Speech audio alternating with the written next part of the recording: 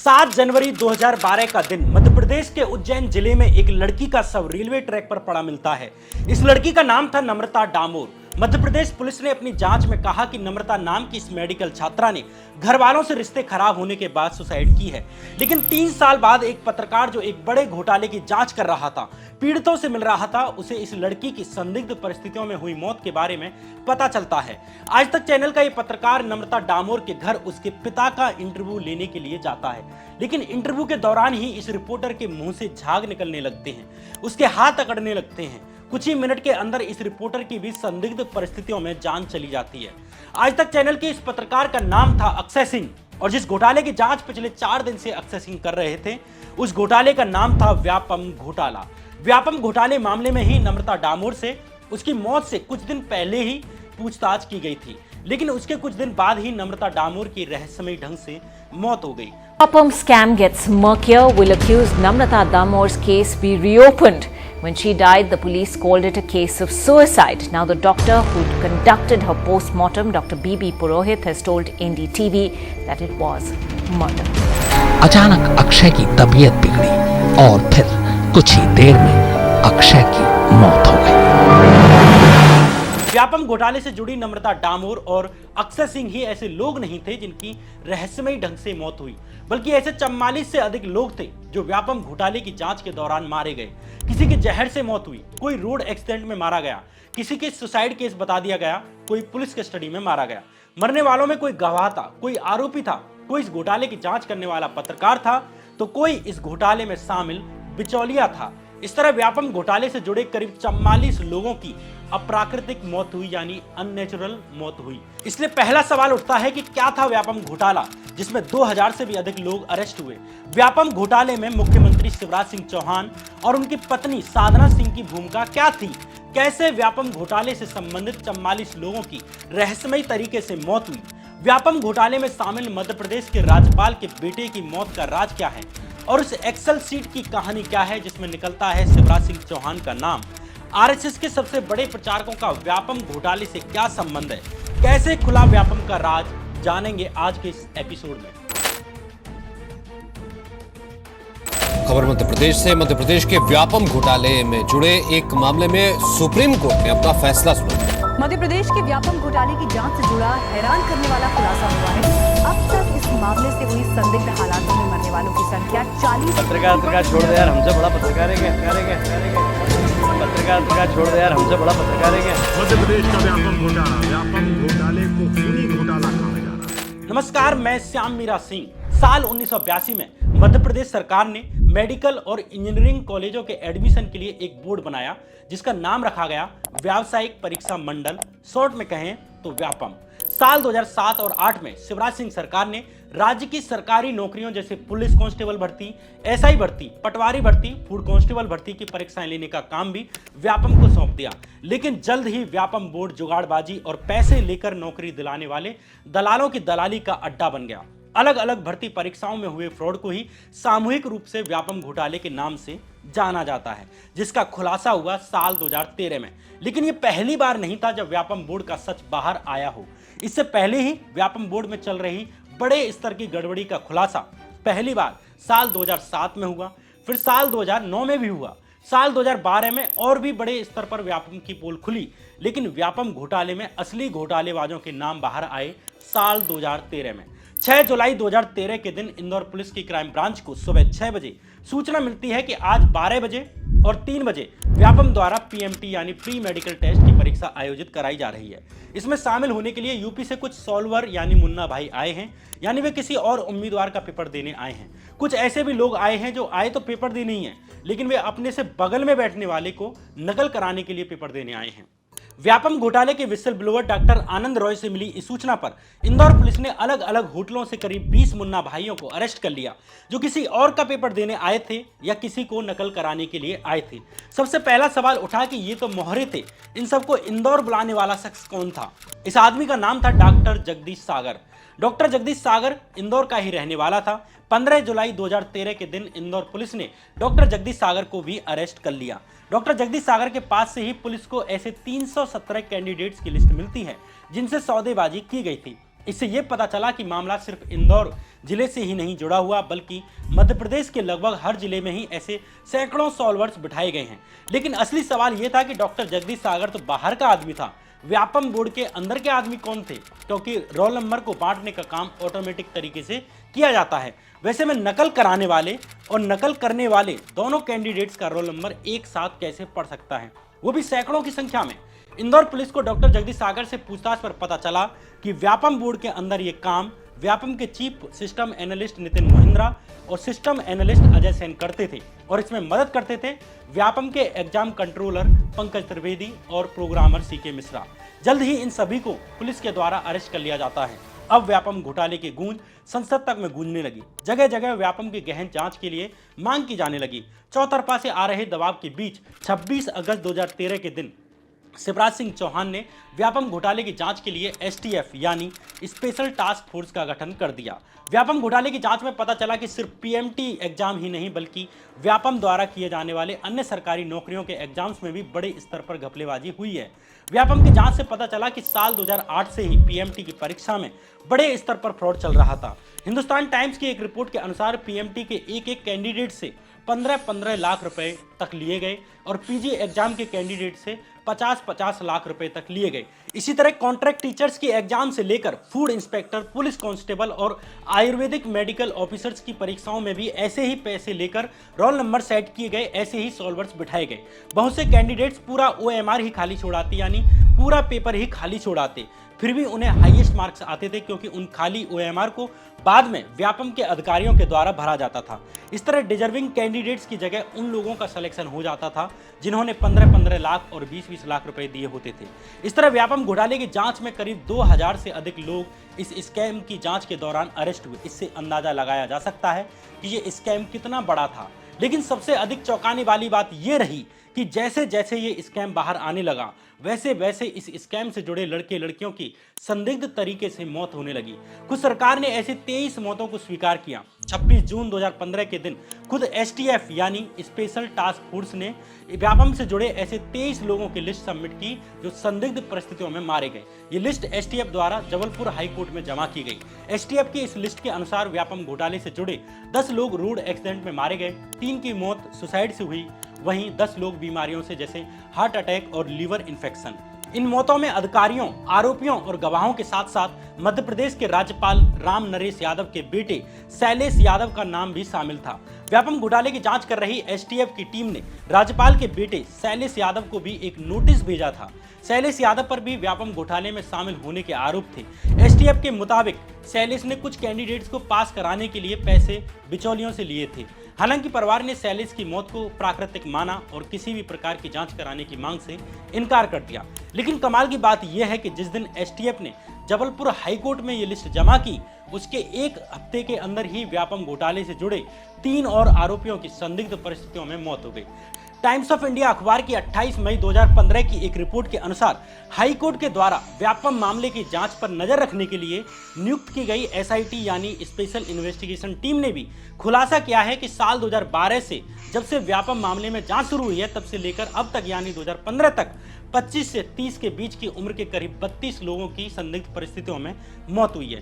ये सरकारी आंकड़े हैं, गैर सरकारी आंकड़े इससे भी आगे जाते हैं। टाइम्स ऑफ इंडिया अखबार के अनुसार व्यापम मामले से जुड़ी मौतों का आंकड़ा 44 पर पहुंच गया। वहीं द वायर की एक रिपोर्ट के अनुसार व्यापम मामले के करीब 200 आरोपियों ने पुलिस सुरक्षा की मांग करते हुए याचिकाएं दायर की कि उनकी जान को खतरा है, लेकिन एमपी सरकार इन मौतों को नेचुरल डेथ कहकर दबाती रही। वहीं मध्य प्रदेश के गृह मंत्री ने तो ये तक कहा कि जिसने जन्म लिया है उसे एक दिन मरना ही है। दूसरी तरफ सीएम शिवराज सिंह चौहान ने कहा कि ये कोई घोटाला नहीं है, बल्कि कांग्रेस का झूठा प्रोपेगेंडा है।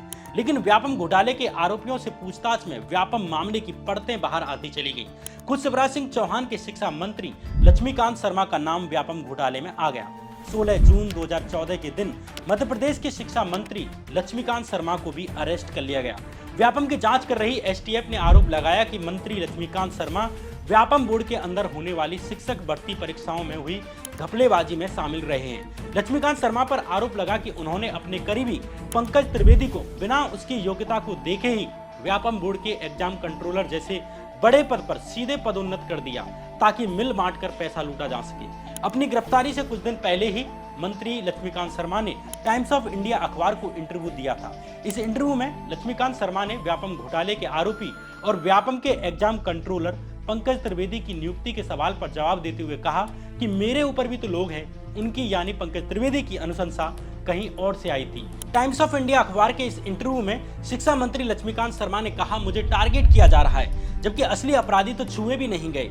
मुझे पता है असली बड़े खिलाड़ी कौन हैं, लेकिन चाहे कुछ भी हो जाए मैं असली खिलाड़ियों का नाम नहीं लूंगा।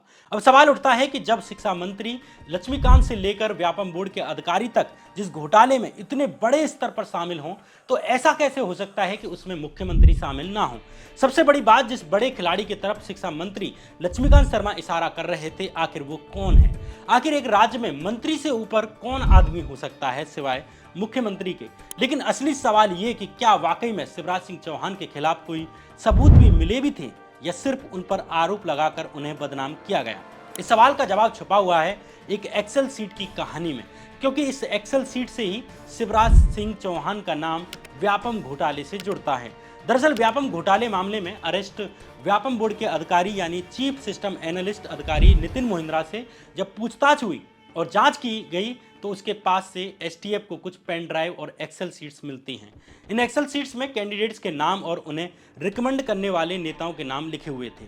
द वायर वेबसाइट की एक रिपोर्ट के अनुसार व्यापम घोटाले की जांच कर रही एसटीएफ ने नितिन मोहिंद्रा से प्राप्त इन पेन ड्राइव और एक्सेल सीट्स और कंप्यूटर डाटा को क्रैक करने के लिए इंदौर के साइबर एक्सपर्ट प्रशांत पांडे को हायर किया, ताकि कंप्यूटर डाटा के संबंध में एसटीएफ प्रशांत पांडे की हेल्प ले सके।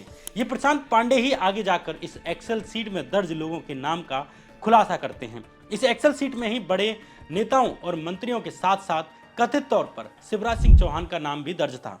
यानी शिवराज सिंह चौहान ने भी अपने करीबियों को फर्जी तरीके से नौकरी दिलाने के लिए नाम रिकमेंड किए थे। जब विसल ब्लोअर प्रशांत पांडे ने देखा कि व्यापम की जांच करने वाली एसटीएफ इस एक्सेल सीट में दर्ज कुछ नामों जैसे सीएम शिवराज सिंह चौहान को बचा रही है, इनका नाम छुपा रही है, तो प्रशांत पांडे ने तय किया कि वो एसटीएफ और इस एक्सेल सीट का सच बाहर लाएंगे। लेकिन एसटीएफ ने 5 अगस्त 2014 के दिन प्रशांत पांडे को ही अरेस्ट कर लिया। एसटीएफ ने आरोप लगाया कि प्रशांत पांडे व्यापम से जुड़े आरोपियों को ब्लैकमेल कर रहे हैं, क्योंकि उनके पास कॉल डिटेल रिकॉर्ड्स हैं और अन्य इंपोर्टेंट डॉक्यूमेंट्स हैं।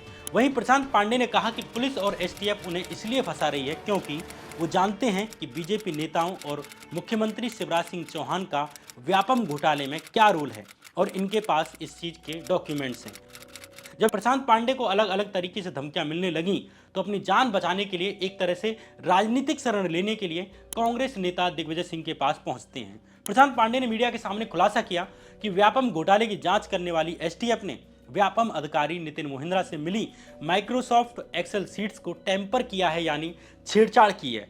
ओरिजिनल फाइल में हाई प्रोफाइल लोगों के नाम लिखे हुए थे, जिन्होंने इलीगल तरीके से सिलेक्शन करने के लिए अलग अलग कैंडिडेट्स के नाम रिकमेंड किए हुए हैं। प्रशांत पांडे ने दावा किया कि ओरिजिनल वाली फाइल में बड़े भाजपा नेताओं के साथ साथ शिवराज सिंह चौहान का नाम भी है, लेकिन व्यापम घोटाले की जांच करने वाली एसटीएफ ने ओरिजिनल फाइल से सीएम शिवराज सिंह चौहान का नाम हटा दिया है। प्रशांत पांडे से मिली जानकारी और डॉक्यूमेंट्स के आधार पर कांग्रेस नेता दिग्विजय सिंह और अन्य नेताओं ने एक प्रेस कॉन्फ्रेंस की और आरोप लगाया कि ओरिजिनल एक्सेल सीट से मुख्यमंत्री शिवराज सिंह चौहान का नाम हटाकर उन्हें बचाया जा रहा है। इसके बाद कांग्रेस नेता दिग्विजय सिंह एसआईटी के पास अपना एफिडेविट जमा कराने के लिए पहुंचते हैं। दरअसल इस एसआईटी यानी स्पेशल इन्वेस्टिगेशन टीम का गठन मध्य प्रदेश हाई कोर्ट के द्वारा किया गया था। इसका काम व्यापम घोटाले की जांच कर रही एसटीएफ के काम पर नजर रखना था। अपने शपथ पत्र के साथ दिग्विजय सिंह ने एक नई एक्सेल सीट जारी करते हुए दावा किया कि व्यापम के प्रिंसिपल सिस्टम एनालिस्ट अधिकारी नितिन मोहिंद्रा से जब्त की गई ओरिजिनल एक्सेल सीट में 48 जगहों पर मुख्यमंत्री शिवराज सिंह चौहान का नाम था, जिसे हटाकर उस जगह पर इंग्लिश में मिनिस्टर लिख दिया गया और उमा भारती लिख दिया गया। इस प्रेस कॉन्फ्रेंस में दावा किया गया कि ओरिजिनल एक्सेल सीट में 131 नाम थे, जिनमें कैंडिडेट का नाम, रोल नंबर और उन्हें रिकमेंड करने वाले नेताओं के नाम यानी मंत्रियों के नाम लिखे हुए थे। कांग्रेस नेता दिग्विजय सिंह ने प्रेस कॉन्फ्रेंस में दावा किया कि इन रिकमेंड करने वाले नेताओं के नामों में 48 जगह पर मुख्यमंत्री का नाम लिखा हुआ था, लेकिन इन 48 जगहों से शिवराज सिंह का नाम हटाकर 21 जगहों पर सिर्फ मिनिस्टर लिख दिया गया और वहीं 7 जगहों पर उमा भारती, एक जगह पर राजभवन और एक जगह पर एमएस लिखा गया।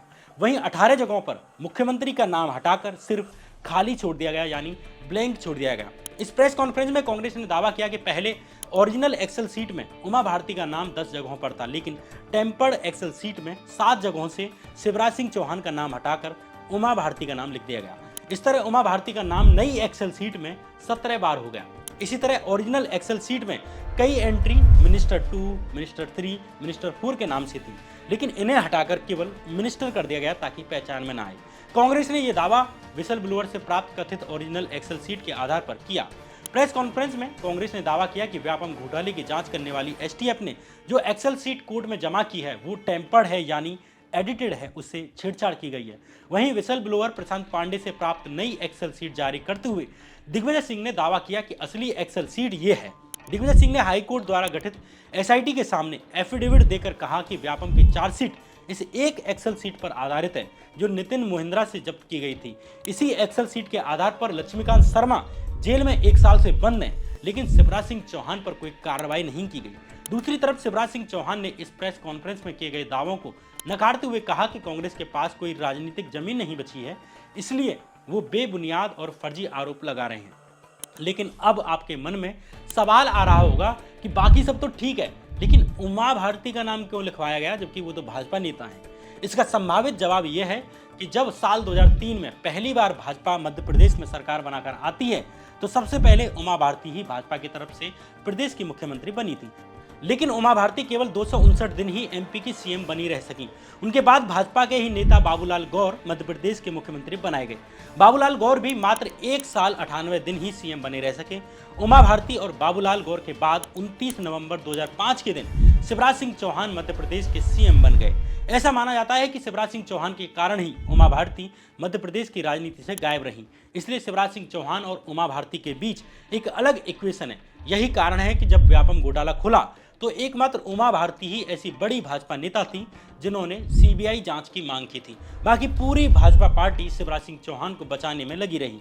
विसल ब्लोअर प्रशांत पांडे के एसटीएफ पर लगाए गए आरोपों के बाद एसआईटी ने, जो हाईकोर्ट द्वारा एसटीएफ की जांच की निगरानी के लिए गठित की गई थी, उस एसआईटी ने नितिन मोहिंद्रा से एसटीएफ द्वारा जब्त की गई ओरिजिनल हार्ड डिस्क को गुजरात के गांधीनगर में स्थित गवर्नमेंट फॉरेंसिक लेबोरेटरी में जांच के लिए भेजा।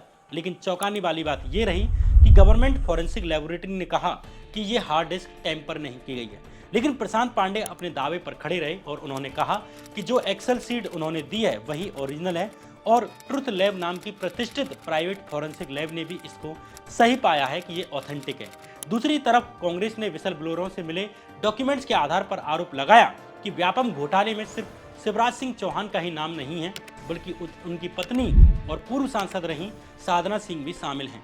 मध्य प्रदेश कांग्रेस के प्रवक्ता के मिश्रा ने सीएम की पत्नी साधना सिंह पर आरोप लगाते हुए कहा कि साल 2012 में हुए ट्रांसपोर्ट कांस्टेबल रिक्रूटमेंट टेस्ट में 17 कैंडिडेट्स अकेले महाराष्ट्र के गोंडिया जिले से थे, जो कि साधना सिंह का गृह जिला है, और इन 17 लोगों ने फर्जी तरीके से नौकरी पाई है। इस टेस्ट में व्यापम ने 332 लोगों को नौकरी दी, जबकि ओरिजिनली नौकरी मात्र 198 लोगों के लिए निकाली गई थी। लास्ट में जब जांच हुई तो 39 लोगों पर मुकदमा हुआ।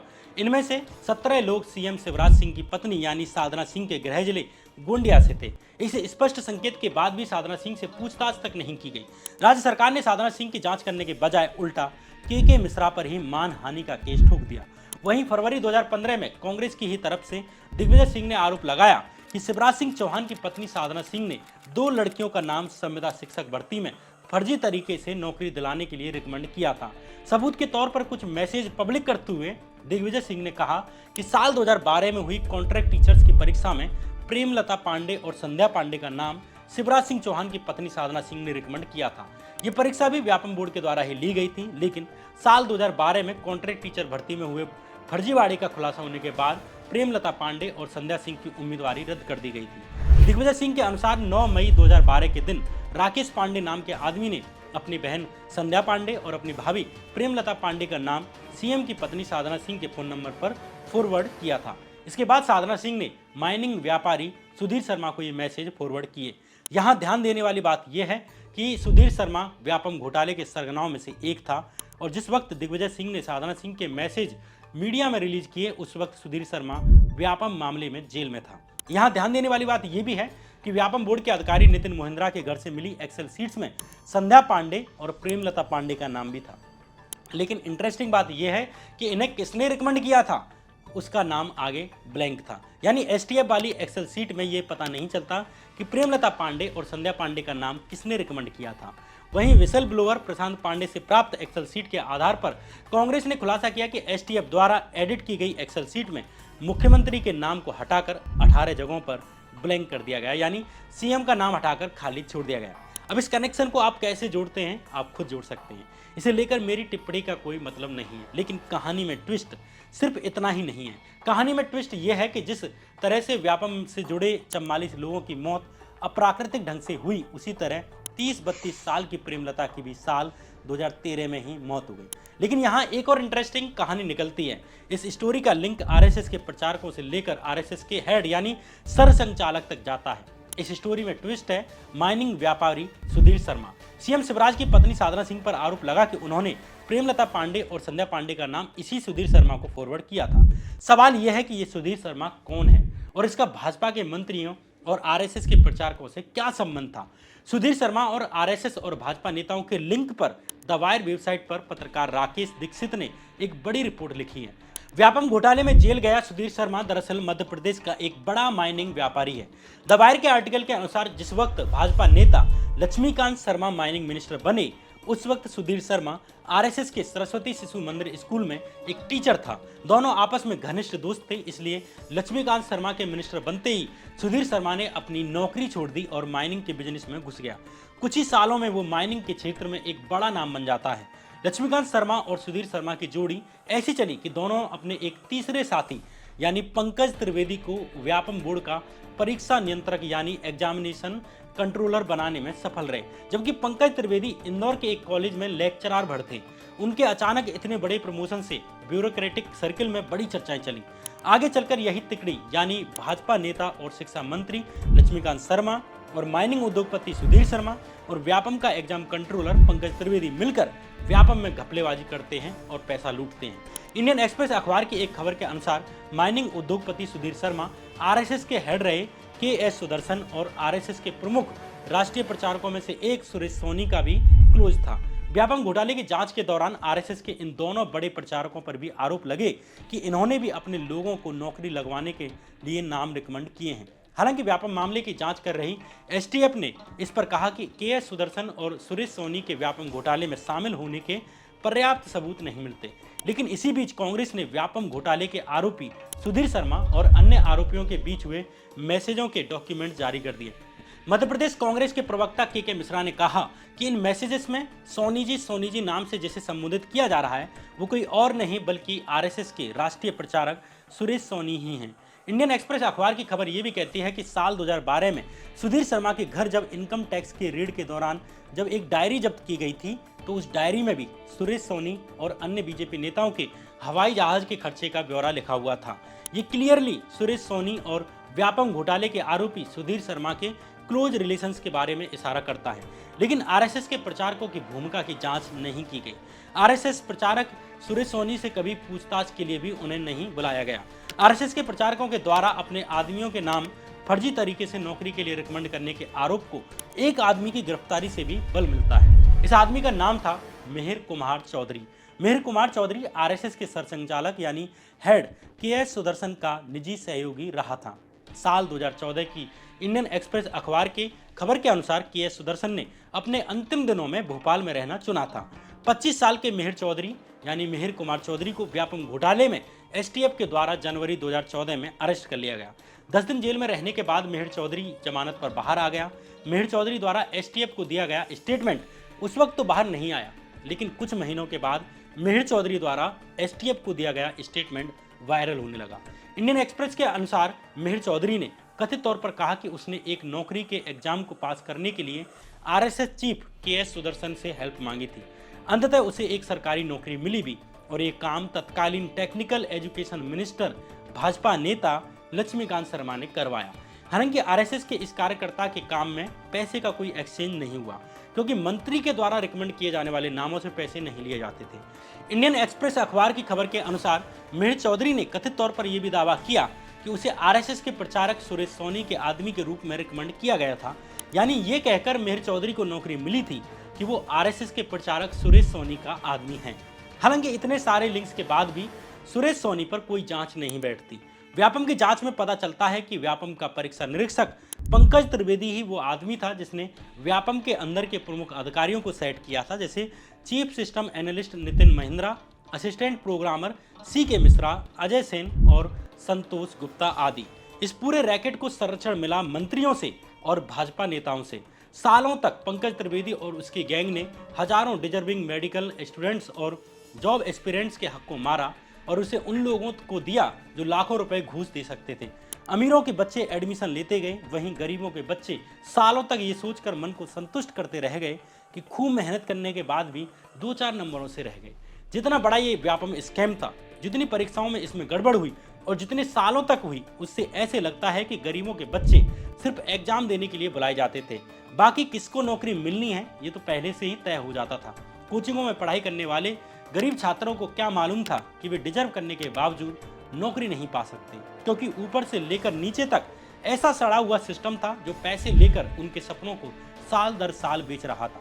जिसके सीट्स पर बैठे थे मुख्यमंत्री, जिसकी भुजाएं थी शिक्षा मंत्री और व्यापम बोर्ड, और जिसकी किडनी में सुधीर शर्मा जैसे माइनिंग माफिया और बिचौलियों की जमात थी। साल 2004 से जिस व्यापम में घुन लग गया, वो साल 2009 आते आते ही घूस का कैंसर बन चुका था। लेकिन साल 2009 में एक्सपोज होने के बावजूद CM शिवराज व्यापम घोटाले को रोक न सके। साल 2009, 10, 11 और 12 में भी सैकड़ों एग्जाम हुए, हजारों नौकरियां आईं, हजारों मेडिकल सीटों की नीलामियां हुई, लेकिन किसी ने नहीं रोकी। 2004 से शुरू हुआ व्यापम का भांडा साल 2013 में जाकर फूटा। इस दौरान राज्य में सिर्फ शिवराज सिंह चौहान की सरकार रही। अगर विसल ब्लोअर आनंद रॉय जैसे लोग नहीं होते तो साल 2013 में भी इंदौर पुलिस उन 20 सॉल्वर्स को अरेस्ट नहीं करती जिनके बाद व्यापम घोटाला सामने आया, जिसके बाद डॉक्टर जगदीश सागर अरेस्ट हुआ, जिसके बाद व्यापम अधिकारी नितिन महिंद्रा का नाम सामने आया, जिसके बाद मध्य प्रदेश के शिक्षा मंत्री का सच बाहर आया। हालांकि नाम तो शिवराज सिंह चौहान का भी आया, लेकिन राजाओं की जांच कहाँ होती है? राजा तो खुद ही न्याय दंड होता है, और यहाँ तो वैसे भी ना न्याय है ना दंड है, सिर्फ राजा है या प्रजा है, प्रजा है या फिर कहानी है। कहानी जो यहीं समाप्त होती है, वहीं कहानीकारों का राज यूं ही चलता रहेगा। बहरहाल ये कहानी थी व्यापम घोटाले की, ये कहानी थी एक्सेल सीट की, ये कहानी थी शिवराज सिंह चौहान की। अगर आपको ये वीडियो पसंद आई है तो वीडियो को लाइक करके जरूर जाइए, और अगर हमारा काम आपको अगर पसंद आया है तो चैनल को भी जरूर सब्सक्राइब करते हुए जाइए। और अगर आप इस वीडियो को ट्विटर, व्हाट्सएप या फेसबुक पर शेयर कर सकेंगे तो ये हमारे लिए निजी इनाम की तरह होगा। फिर आऊँगा कोई नई कहानी लेकर, कुल्हाड़ियों से लड़ने वाले पेड़ों की कहानी लेकर। तब तक के लिए बने रहिए इसी चैनल पर। नमस्कार।